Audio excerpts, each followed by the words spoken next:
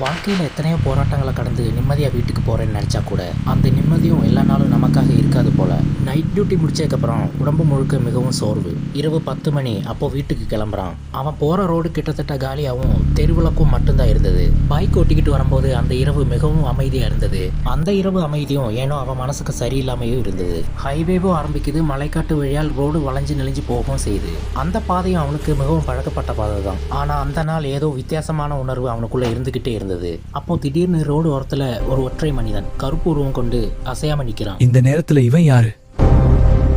என்ஜினோட சத்தம் கூட அந்த அமைதியில பெருசா கேக்குது. திரும்பி பார்க்க கூட பயமா இருக்கு. வேகத்தை கூட்டி அந்த இடத்த கடக்கவும் செய்யறான். சரி நாம தப்பிச்சிட்டோம்னு நினைக்கிற நேரத்துல திடீர்னு பின்னால இருந்து நாய்கள் குறைக்கும் சத்தம் கேக்குது. அதில் ஒரு நாய் ஆக்ரோஷமாக ஓடி வரவும் செய்து பல்ல காட்டி அவனை நோக்கி பாயவும் செய்து. மூச்சும் அடங்குற மாதிரி இருக்கு. அவனோட கால் நடுங்கவும் செய்து. பைக்குக்கு வேகம் கொடுக்குற அந்த நாய் பின்னாலேயே துரத்துது. கொஞ்ச தூரம் போனதும் அந்த நாய் அங்கேயே நின்றுடுச்சு. கொஞ்ச தூரம் போனதும் மறுபடியும் ஒரு 3 நாய் அவனை துரத்தவும் செய்யுது. இனி என்ன செய்ய போறோன்னு தெரியாம உயிரே போக போகிற மாதிரி ஒரு பயம். கடவுளை பார்த்தீங்க, கடவுளைன்னு மனசுக்குள்ள சொல்லிட்டு முழு வேகத்திலையும் பைக் ஓட்டுறான். இது எல்லாத்துக்கும் நடுவில் மனசு வீடு பக்கம் போகுது. இன்னும் கொஞ்ச நேரம் தான் வீடு போயிடலாம்.